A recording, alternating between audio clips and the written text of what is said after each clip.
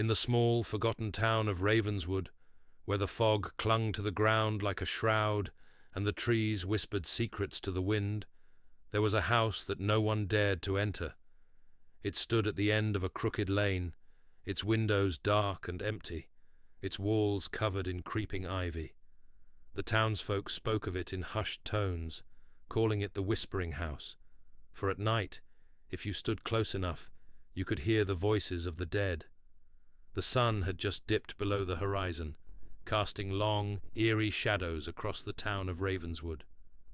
The air was thick with the scent of damp earth and decaying leaves, and a chill wind rustled through the trees, carrying with it the faintest hint of whispers. It was on such a night that Emily Carter found herself standing before the Whispering House, her heart pounding in her chest. Emily was a journalist, known for her fearless pursuit of the truth. She had come to Ravenswood to investigate the mysterious disappearances that had plagued the town for decades. The locals had been tight-lipped, their eyes filled with fear whenever she mentioned the Whispering House. But Emily was determined to uncover the truth, no matter the cost. As she stood before the house, she felt a shiver run down her spine. The air seemed to grow colder, and the whispers grew louder, as if the house itself was calling to her. Taking a deep breath, she pushed open the creaking gate and stepped onto the overgrown path that led to the front door. The door was heavy and weathered, its paint peeling and cracked. Emily hesitated for a moment, her hand hovering over the doorknob. She could feel the weight of the house's history pressing down on her, the countless stories of those who had entered and never returned. But she steeled herself, determined to face whatever lay within. With a deep breath, she turned the knob and pushed the door open. It swung inward with a groan, revealing a dark, musty hallway. The air inside was thick with dust, and the floorboards creaked under her weight as she stepped inside. The whispers grew louder, echoing through the empty rooms, and Emily felt a sense of unease settle over her.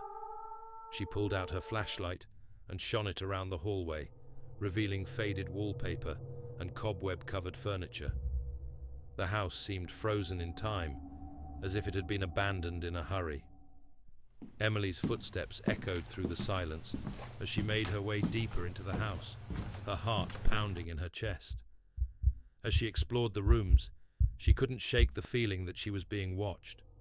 The whispers seemed to follow her, growing louder and more insistent.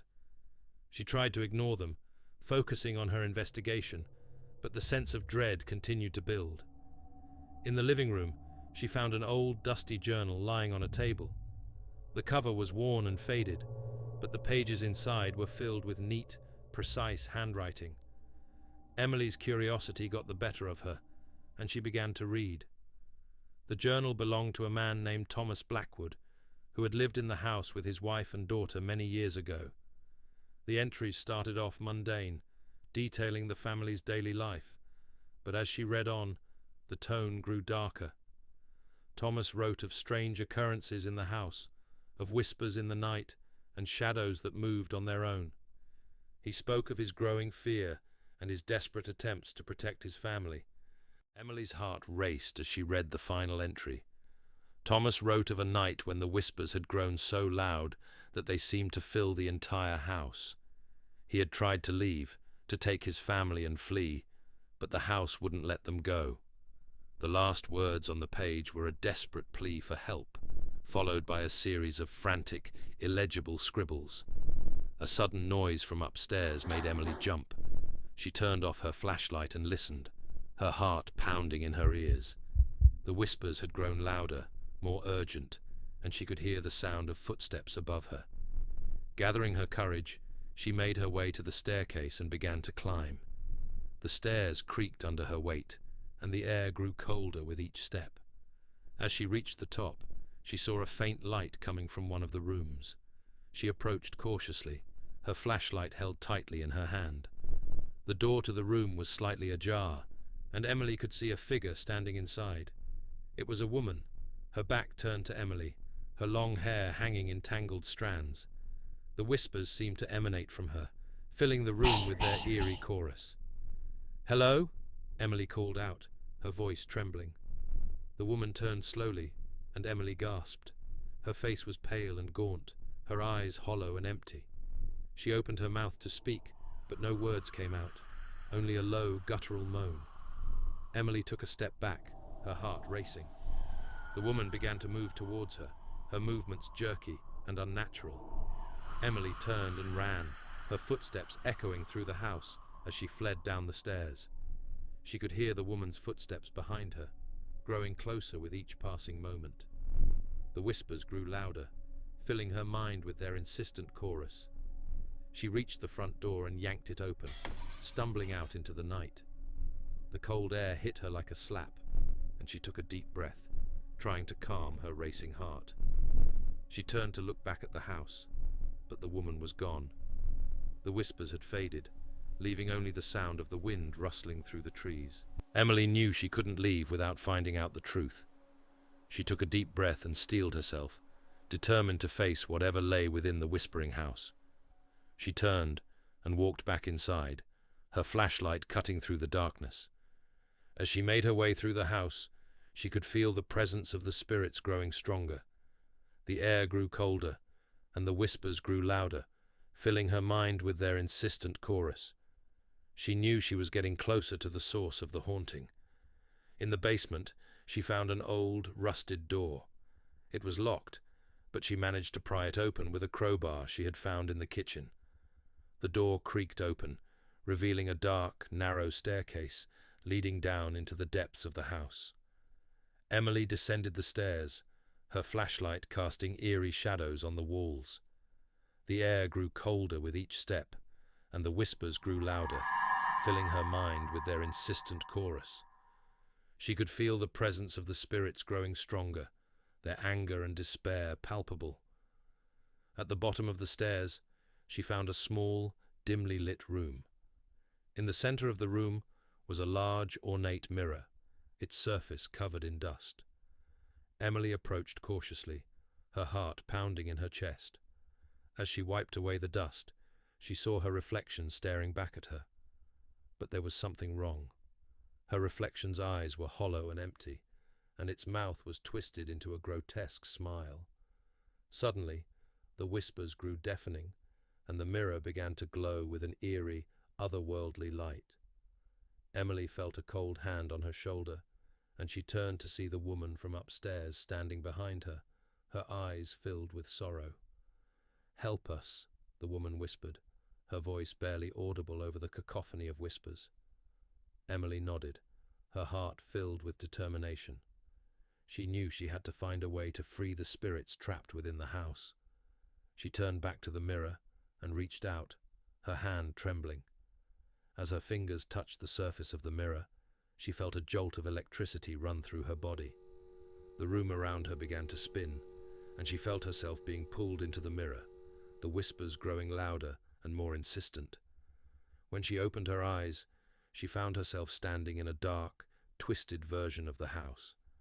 The walls were covered in a thick, black ooze, and the air was filled with the stench of decay. The whispers were deafening, and she could see shadowy figures moving in the darkness. Emily knew she had to find the source of the haunting and put an end to it. She made her way through the twisted house, her heart pounding in her chest. The shadowy figures followed her, their whispers growing louder and more insistent. In the center of the house, she found a large, ornate door. It was covered in strange, glowing symbols, and she could feel a powerful energy emanating from it. She knew this was the source of the haunting. Taking a deep breath, she pushed the door open and stepped inside. The room was filled with a blinding light, and she could see the spirits of the dead trapped within, their faces twisted in agony. In the center of the room stood a tall, dark figure, its eyes glowing with an otherworldly light. Emily knew this was the entity responsible for the haunting, and she steeled herself for the confrontation. "You cannot stop me," the entity hissed, its voice echoing through the room. "I will consume you, just as I have consumed all the others." Emily felt a surge of fear, but she pushed it aside, focusing on her determination to free the trapped spirits. She reached into her bag and pulled out a small silver amulet, a gift from a local witch who had warned her of the house's dark power.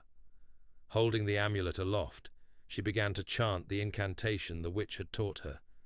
The entity recoiled, its eyes narrowing with anger. The light from the amulet grew brighter, and the whispers grew louder, filling the room with their insistent chorus. With a final, desperate cry, the entity lunged at her, but the light from the amulet enveloped it, and it let out a piercing scream. The room shook, and the spirits of the dead began to fade, their faces filled with relief. As the entity dissolved into nothingness, the room around her began to return to normal. The whispers faded, and the air grew warmer. Emily felt a sense of peace settle over her, and she knew she had succeeded. She made her way back through the house, her heart filled with a sense of accomplishment. The spirits were free, and the whispering house was no longer a place of fear and despair. As she stepped out into the night, she took a deep breath, feeling the cool air fill her lungs. The town of Ravenswood was safe once more, and she knew she had made a difference. But as she walked away from the house, she couldn't shake the feeling that something was watching her. The wind rustled through the trees, carrying with it the faintest hint of whispers, and she knew that the darkness was never truly gone.